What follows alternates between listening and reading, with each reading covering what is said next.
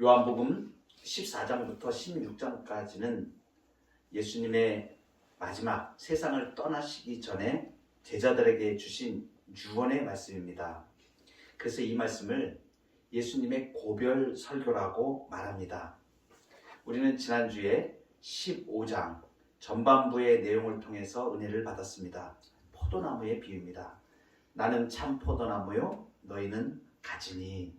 이것은 예수님과 우리 성도와의 관계를 말씀하신 것이죠. 그래서 가지가 포도나무에 붙어 있지 않으면 열매를 맺을 수 없다. 그래서 예수님 안에 붙어 있지 않으면 열매를 맺을 수 없다는 것을 말합니다.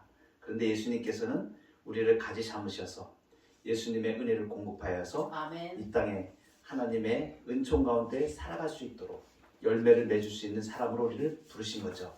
그래서 예수님이 이어서 바로 말씀하시는 것이 서로 사랑하라 이렇게 말씀하셨죠.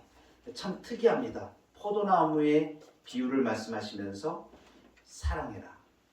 예수님 안에 붙어 있으면서 성도와 성도가 서로 그 관계가 사랑하는 관계로 주님이 선택한 가지인 신자로서 열매 맺는데 그 열매의 대표적인 것이 사랑이라는 것을 우리에게 말씀해 주셨습니다.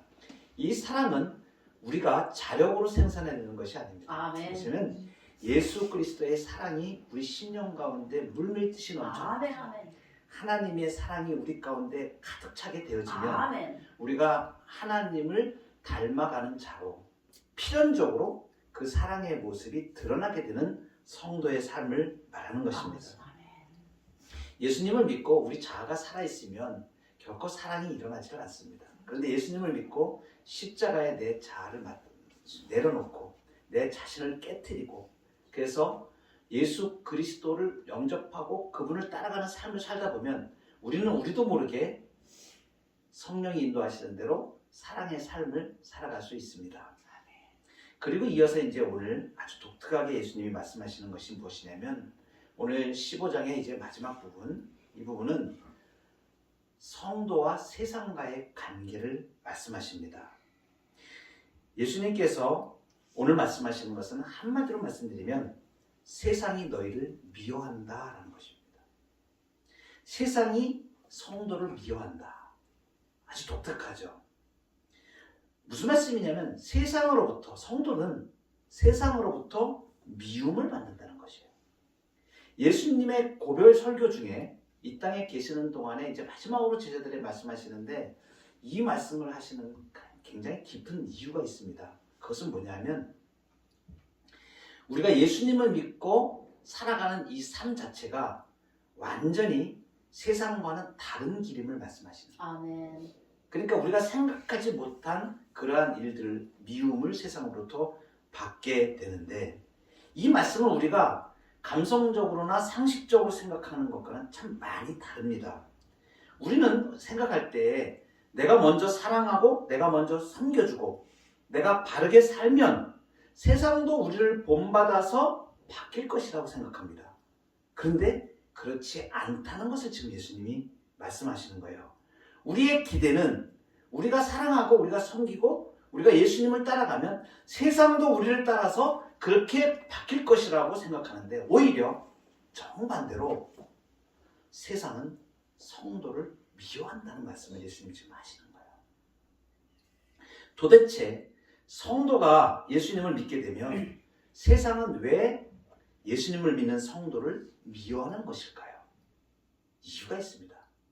그 첫 번째는 성도가 세상과 다른 구별된 삶을 살기 때문에 그렇습니다.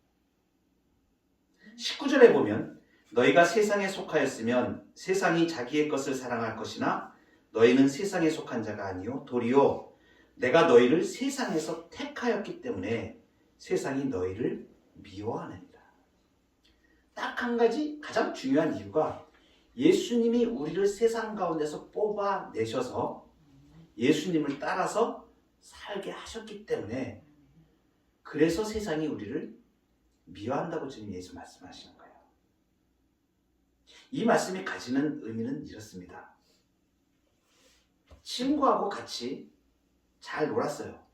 잘 놀았는데 달라진 겁니다. 그래서 디모데전서 3장 3절에는 성도의 정체성에 대해서 이렇게 얘기합니다.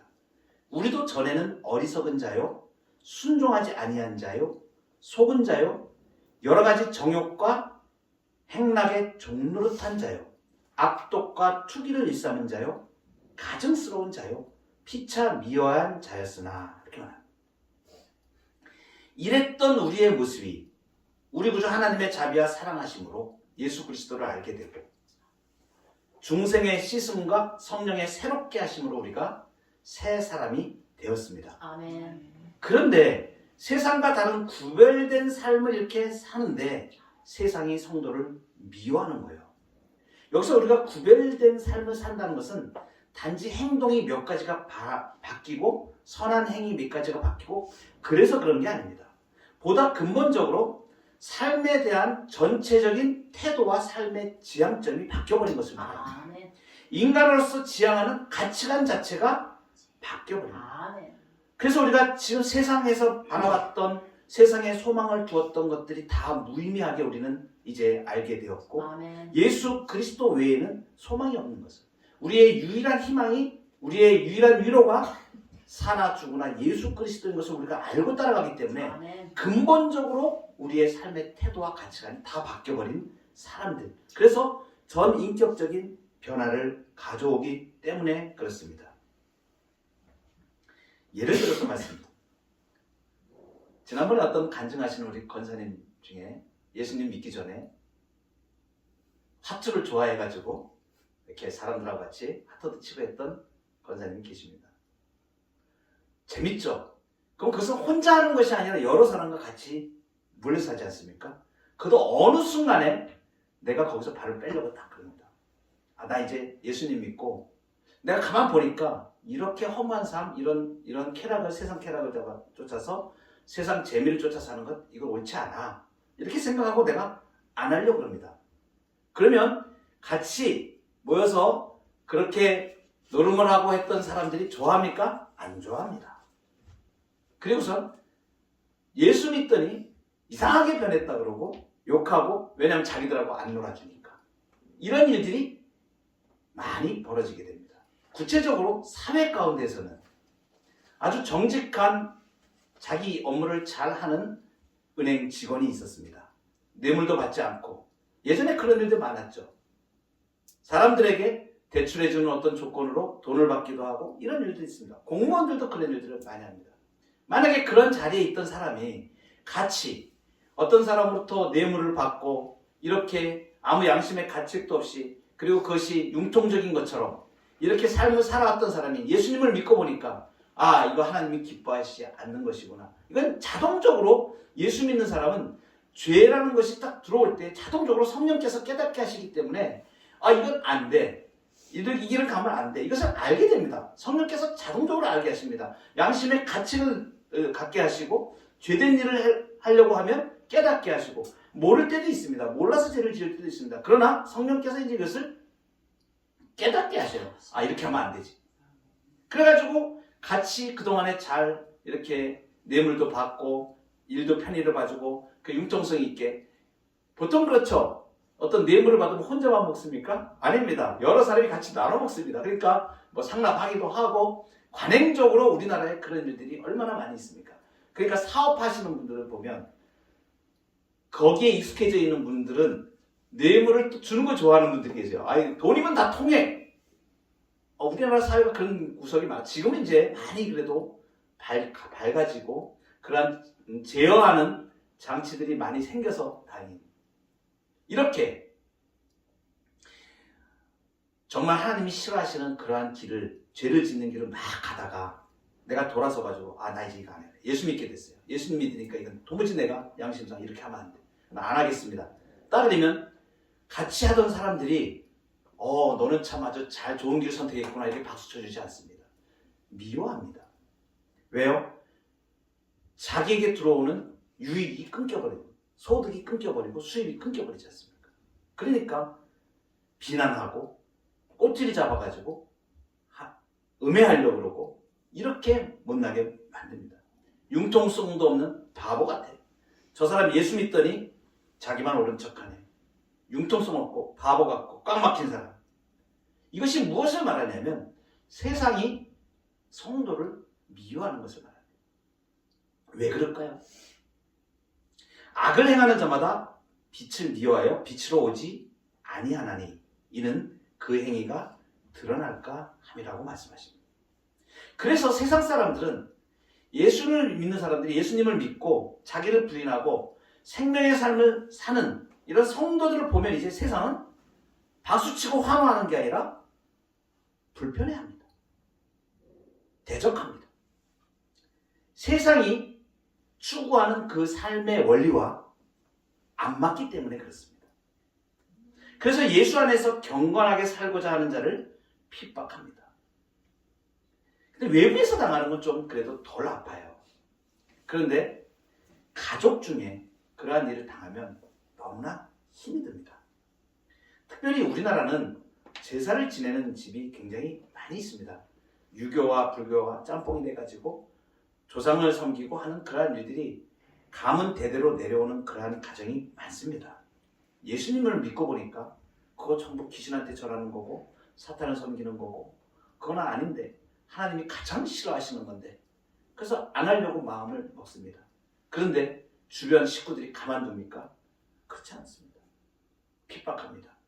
예수님이 지금 세상이 너희를 미워한다 이렇게 말씀하시는 이것은 왜 이렇게 말씀하시냐면 미리 지금 예방주사를 지금 이렇게 놔주시는 거예요. 예수님을 따르고 성령의 충만한 삶을 살아가는 것이 모든 사람이 박수치고 인정받고 세상이 다 우리를 그렇게 환영하고 그렇게 하지 않는다는 것을 말합니다. 무엇을 말하면 미리 세상이 이제 성도를 미워할 것을 그 현상이 있을 것이니 그것을 두려워하지 말고 이겨내라고 말씀하시는 거예요. 예수님 때문에 당하는 고난을 두려워하지 마시기 바랍니다. 아멘. 우리가 예수님을 따라가는 동안에 우리의 주변으로부터 세상으로부터 비난을 받을 수도 있고 어떤 적대감을 가진 사람들에게 음해를 당할 수도 있고 또는 예수 믿는 것 때문에 굉장히 내가 수모를 견뎌야 되는 그러한 일들이 많이 있을 수 있습니다. 그래서 말씀에서 이렇게 말씀을 하세요. 의를 위하여 박해를 받는 자는 복이 있나니 천국이 저희 것입니다. 너희가 그리스도의 이름으로 욕을 받으면 복 있는 자로다. 영광의 영 곧 하나님의 영이 너희 위에 계심이라고 말씀하십니다. 예수 믿는 것 때문에 세상이 불편하고 세상이 우리를 적대하고 우리를 미워하더라도 굴하지 마시고 아멘. 믿음으로 승리하시기를 바랍니다. 아멘. 오늘 아침에 한 권사님하고 잠깐 말씀을 나누는 중에 영화 중에 사일런스라는 침묵이라는 그런 영화가 있습니다. 일본에서 성도들이 박해를 받는 고난을 당하는 영화입니다. 그 영화를 보면 예수 믿는 사람을 죽이는데 예수님의 얼굴을 놔두고 성경책을 놔두고 예를 들면 그것을 밟고 부인하면 저 사람 살려주겠다. 너 그거 지금 내 말 따라 하지 않으면 저 사람 죽이겠다. 라고 하는 아주 생명이 달린 일에 봉착하는 그리스도인의 순환을 지금 말해주고 있는 그런 영화입니다. 그 영화가 말해주는 시사하는 부분들이 많은 시사점들이 있겠지만 굉장히 우리에게 많은 도전을 줍니다. 예수 믿는 사람이 어떠한 삶으로 살아야 되는가? 우리가 박해를 두려워하면 뒤로 물러갈 수밖에 없고 타협할 수밖에 없습니다. 우리가 타협할 문제, 비진리의 문제, 진리가 아닌 문제, 그리고 우리가 양보해야 될 문제나 이런 문제에서 우리가 얼마든지 양보하고 할 수 있지만 예수 그리스도 생명의 구주 예수 그리스도를 내가 부인하는 일에 내가 다른 어떤 조건이 걸릴 수는 없다는 것을 우리가 분명히 알아야 됩니다. 요즘 사회에서 많은 도전들이 있습니다. 기독교를 너희들만 구원이 있다고 얘기하냐라고 얘기하면서 다른 곳에도 구원이 있다는 것을 인정하고 종교가 연합을 하자 이렇게 말하는 사람들이 많이 있습니다. 그것은 대단히 우리가 기독교가 무슨 포용력이 없어서 그들과 타협하지 않고 그런 것이 아닙니다. 분명히 우리가 마음속에 가져야 될 것은 뭐냐면 진리에 대한 문제, 내 생명의 구주 예수 그리스도 외에는 구원이 없다는 것을 분명히 우리가 갖고 그리고 나머지 문제에 대해서 사회를 위해서 우리가 어떤 부분에 협력하자라고 하면 온 기독교가 얼마든지 협력할 수 있습니다. 그리고 도덕적인 어떤 문제를 우리가 잘 이 사회에서 그리고 성범죄도 줄이기 위해서 우리가 같이 노력합시다. 이런 문제라면 우리가 쌍수를 들고 다 나갈 수 있습니다.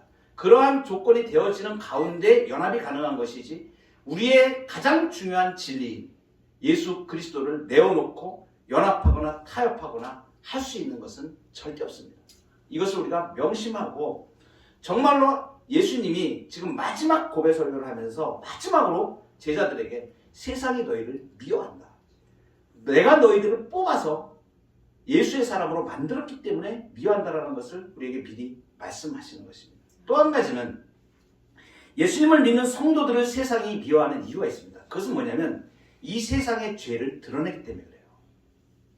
22절에 보면 내가 와서 그들에게 말하지 아니하였더라면 죄가 없었으려니와 지금은 그 죄를 핑계할 수 없느니라. 이렇게 예수님이 지금 말씀하시죠. 예수님이 이 땅에 오셔서 말씀하셨기 때문에 그렇습니다. 뭐에 대해서 말씀하셨냐면 죄에 대해서 말씀하셨습니다. 그것을 구체적으로 우리가 이해를 하려면 예수님의 공생의 사역 안에 그 적대 세력인 종교 지도자들과 사두개인들, 바리새인들과 계속 예수님을 적대했던 그 세력들에 대하여 예수님이 행하신 일들을 보면 알 수 있습니다. 한결같이 예수님이 무엇을 말씀하십니까? 너희들의 잘못된 믿음에 대하여 너희들이 겉으로는 행위로는 하나님을 따른다고 하면서 진심은 하나님의 은혜로 구원받는 게 아니라 너희의 노력을 내세우고 겉으로 위장하여서 종교를 그렇게 유대 이스라엘 백성들을 이끌어왔지 않느냐. 예수님이 한결같이 그 말씀하시죠. 그 예수님의 전생에 말씀하신 가르침의 거의 대부분은 구약에 있는 그 말씀, 내가 메시아다. 하나님이 나를 통하여 구원하게 하신 이 구원의 역사를 너희들이 그것을 오해하였고 거부하였다라고 주님이 말씀하시는 것으로 쭉 나갑니다. 이 사실 우리에게 무엇을 말해줍니까? 예수님이 가시는 곳에는 죄가 드러납니다. 복음이 들어가는 곳에 죄가 드러납니다. 그래서 말씀이 임하게 되면 말씀은 거울을 비춰서 죄를 드러내는 역할을 합니다. 그래서 말씀으로 나아가면 죄가 딱 부딪혀서 죄인 것이 드러나 버려요. 그러니까 복음이 드러나고 죄가 드러나고 주의 말씀이 들어가는 곳에 죄들이 다 드러납니다. 그 실상들이 다 드러나요. 감출 수 없고 숨길 수 없도록 예수 그리스도의 능력으로 말씀으로 그것들을 드러내시는 것이죠. 이렇게 죄가 드러날 때에 그 죄 앞에서 어찌할 바를 몰라서 하나님 살려주세요. 이러면 예수님께서 구원을 이루십니다. 구원해 주십니다. 그런데 끝까지 그것을 거부하고 죄가 오는 것에 대하여 그 죄가 드러나는 것에 대하여 거부하고 나갈 때에 그 사람들은 반드시 하나님이 심판을 하십니다. 이것은 22절부터 25절에 쭉 주님이 말씀하시는데 예수님이 와서 말로 진리를 선포하시고 사역으로 선포하셨는데 이 사람들이 믿지 않아서 이 사람들을 심판하시겠다고 주님이 말씀하시는 내용들이 나옵니다. 마지막으로 세 번째로 예수님을 믿는 성도들을 세상이 미워하는 이유가 있습니다. 가장 중대한 이유입니다. 그것은 뭐냐면 성도는 하나님의 일을 나타내기 때문에 그렇습니다.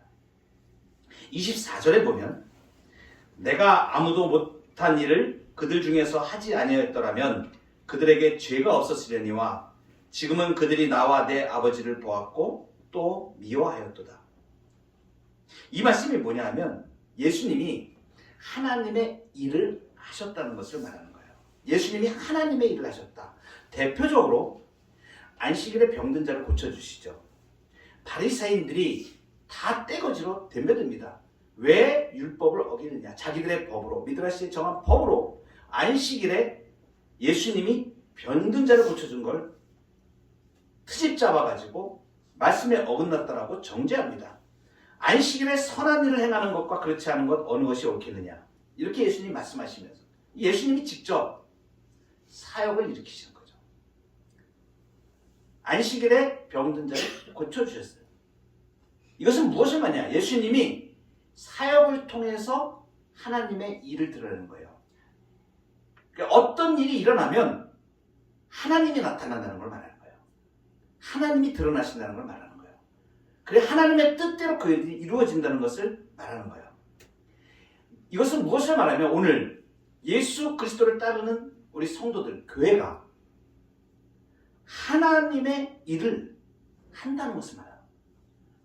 이것 때문에 세상이 교회를 미워하고 성도를 미워한다는 것을 말합니다. 교회가 하나님의 일을 드러내면 필연적으로 죄악에 물들어 있는 사회와 충돌을 하게 됩니다. 갈등을 겪게 됩니다. 왜냐하면 그 세상은 죄악 가운데 죄악을 더불어서 하나님을 알지도 못하고 그것을 당연하게 하는 삶의 형태로 가고 있기 때문에 그렇습니다. 이 사회를 한번 잘 보세요. 얼마나 사람들이 악하게 가는가, 얼마나 타락한 본성들이 그대로 드러나는가, 우리 삶이 흘러가는 방향을 보면 알 수 있습니다. 정치하는 사람들의 대부분이 어떤 정치를 합니까? 정말로 백성을 위한, 국민을 위한 정말 순수한 마음으로 그렇게 하는 사람이 있을까요? 저는 없다고 봅니다. 명분은 국민을 위한다 그래요. 전부 다 그렇습니다. 정치인들은 항상 그 국민이 어떤 국민인지 잘 모르겠어요. 다 국민 합니다. 계속. 국민이 심판할 것이다. 국민이 어떠다. 이렇게 얘기해요. 그 진정으로 그 사람들이 야당이든 여당이든 저는 모든 정치인을 통틀어서 그렇게 생각합니다. 뭐예요? 자기 이득이 먼저 다 있다는 거예요. 자기가 챙길 수 있는 자기 권한. 그래서 국회의원들 보면 국회의원 수를 줄이고 국회의원 세비를 절감하려고 그런 법안을 만들려고 그러면 다 반대합니다. 법을 만드는 국회의원들이요. 자기 밥그릇이 줄어들잖아요. 우리가 정치인이다 그러면 정말 국민을 위하고 이렇게 해야 되는데 그렇지 않다는 걸 지금 우리가 세상 아이들도 다 알아요. 이것이 왜 이렇게 되는 게 타락한 인간 사회를 그대로 보여주고 있는 겁니다.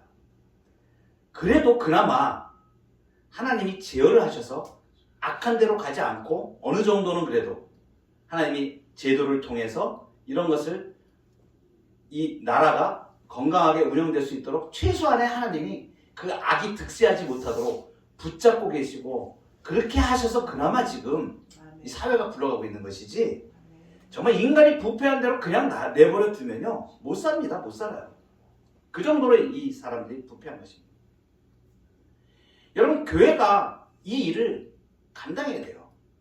오늘날 우리가 사회가 동성애 그 다음에 막 타락하고 이게 이제 생명윤리 이런 것도 지금 아주 엉망으로 나가요. 이럴 때에 이것을 제어할 수 있고 그것을 이야기할 수 있는 공적인 기관은 교회뿐이 없어요. 하나님이 이 땅에 생겨놓으신 심어놓으신 교회뿐이 없는 거예요. 그런데 여러분 교회가 타락해버리면 어떻게 돼버려요? 이제는 희망이 없는 겁니다. 사무엘상 5장에 보면요 진짜 경악한 일이 한 가지가 나와요. 이스라엘 백성들이 블레셋과 전쟁을 하게 됩니다. 전쟁을 하는데 이 때가 어느 때냐면 영적으로 가장 어두운 시기인 엘리 제사장 때입니다. 생각지 못한 일이 일어나죠. 장로들이 블레셋과 전쟁을 했는데 한번 졌습니다. 그러니까 아이고 큰일 났다. 우리가 이 전쟁에서 이기려면 이제 하나님의 이름으로 나가자. 그래가지고 법궤, 하나님을 상징하는 법궤를 가지고 전쟁에 나갑니다. 그러면 하나님이 우리를 돌보시기 때문에 우리가 이길 수 있을 것이다. 그래서 나가요. 근데 그들의 실상은 어땠느냐? 엘리 제사장의 두 아들 흠니와 비느하스가 성전에서 여인을 강간을 하고 그리고 성도들이 가져오는 그 예물을 자기들 걸로 착복을 하고 이렇게 부패하고 타락하고 하나님을 제대로 섬기는 예배는 다 무너지고 이러한 성적으로 타락하고 물질적으로 타락하고 영적으로 타락했을 때 하나님께서 어떻게 하십니까?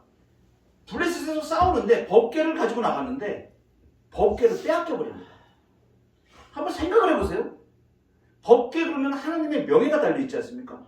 근데 하나님의 명예가 달려있는 그 법궤를 이방 민족에게 전쟁에서 뺏겨버려요. 비참하게 되는 거죠. 그러면 우리가 객관적으로 이렇게 보면 사람들이 생각할 때 하나님이 패배한 걸로 느껴지지 않습니까?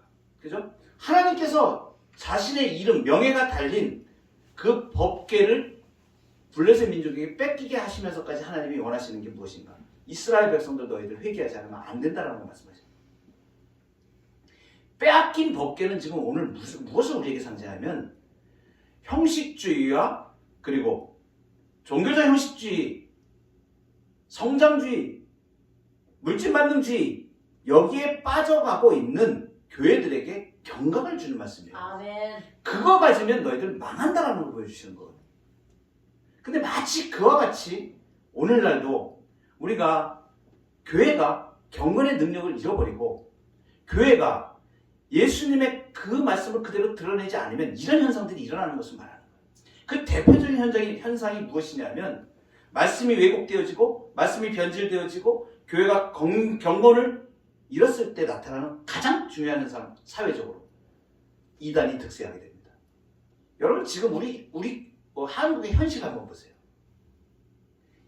역사 이래로 이렇게 이단이 파묻혔던 적이 없습니다. 이것은 상대적으로 이 지표가 말해주는 게 뭐예요? 상대적으로 주의 백성들이 자기의 역할들을 교회가 자기의 역할들을 제대로 못하고 있다는 것을 반증하는 거예요.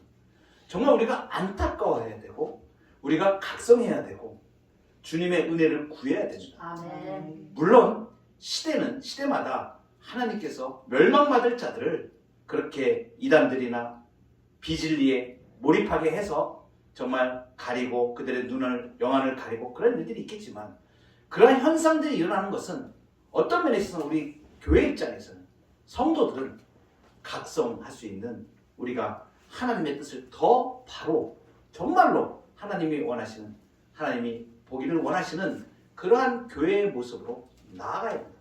본질로 돌아가야 됩니다. 말씀으로 돌아가야 됩니다. 이것을 우리에게 말씀해 주시는 것입니다.